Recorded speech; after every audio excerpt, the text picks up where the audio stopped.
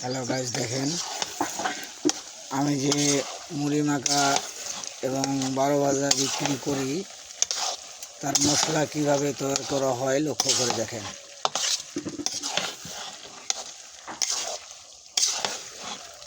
এটা হলো আলুটা সর্বপ্রথম আগে তেলে কিভাবে নাড়াচাড়া দিয়ে নেওয়া হচ্ছে লক্ষ্য করে দেখেন। এই যে এখন কিন্তু পুরোটা ভুনা দেখেন, একদম ভুনা করছি। জাল হচ্ছে চুলায়।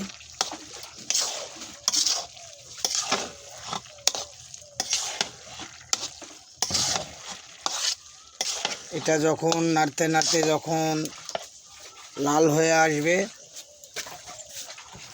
তখন এটার ভিতরে আবার তেল দেওয়া হবে লক্ষ্য করেন। এই যে দেখতে থাকেন।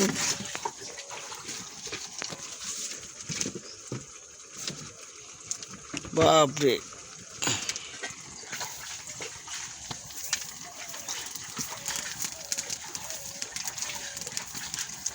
এই মশলাটা প্রতিনিয়ত আমি এবং আমার বাড়িয়ালি তৈরি করে থাকে।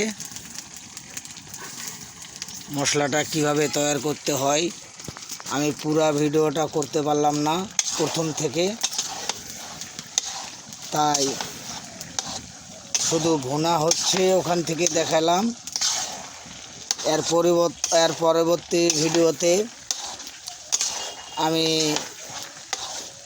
কিভাবে মশলা দেই, এর ভিতরে কি দেই সব কিছুই দেখাবো লক্ষ্য করে দেখেন। এই যে দেখাচ্ছি।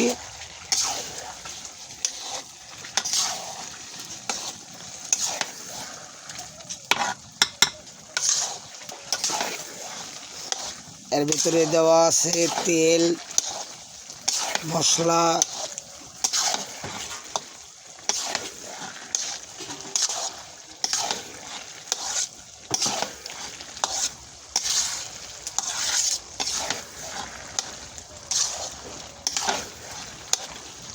দেখেন এই যে নাড়তেছি শুধু তেলে, এটা শুধু তেলে তৈরি করা হচ্ছে। শুধু তেল ছাড়া যদি তৈরি করা হয় মশলাটা নষ্ট হয়ে যাবে।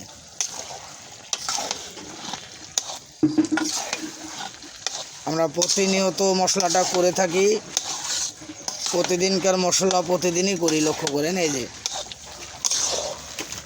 দেখেন কত সুন্দর ভুনা হয়েছে। এগুলো কিন্তু সব আলু আর তেল, শুধু তেলের উপরে কিন্তু ভাসতেছে। তেল আরও দিব, এটুক তেলে হয়নি।